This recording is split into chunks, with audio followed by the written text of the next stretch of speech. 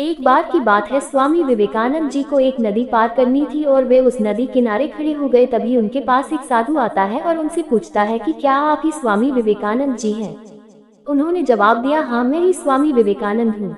तो उस साधु ने उनसे पूछा कि आप इस नदी किनारे क्या कर रहे हो?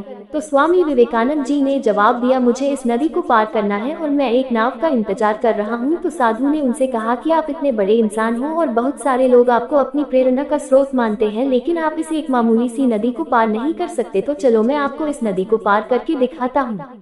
साधु ने उस नदी के पानी के ऊपर चलकर पार किया और फिर से वापस चलकर वह साधु स्वामी विवेकानंद जी के पास आया और बोला, देखो मेरे पास इतनी शक्ति है, इतनी ज्यादा पावर है, उसके बाद भी मुझे कोई भी नहीं जानता, लेकिन तुम्हारे पास ऐसी कोई शक्ति नहीं है, तब भी तुम्हें सारी दुनिया जानती है। ऐसा क्या है तुम्हारे अंदर जो तुमको सारी दुनिया जानती है और लोग तुम्हें अपनी प्रेरणा का स्रोत मानते हैं? मोक्ष कैसे प्राप्त करें? तो स्वामी विवेकानंद जी ने उस साधु से मुस्कुराते हुए पूछा कि तुम्हें इस विद्या को सीखने में कितना समय लगा? तो साधु ने जवाब दिया, 15 साल। इतने में ही स्वामी जी की नाव आ गई और स्वामी विवेकानंद जी ने उसे अपने साथ नाव में बैठाया और नदी पार की। और पार करने के बाद स्वामी जी ने अपने जेब से 1 रुपया निकाला और उसने वाले को दे दिया, यानी कि दोनों के 50-50 पैसे हुए थे। स्वामी जी ने उसना वाले को 1 रुपया दे दिया।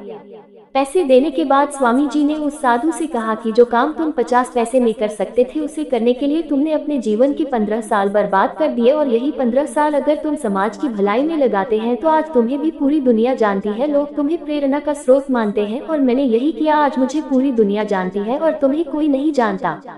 विवेकानंद जी ने उस्तादों से कहा कि तुम्हारे जैसे कई सारे लोग ऐसी चीजों में अपने कई दिन कई साल बर्बाद कर देते हैं जिनका उनके जिंदगी में कोई मतलब नहीं होता।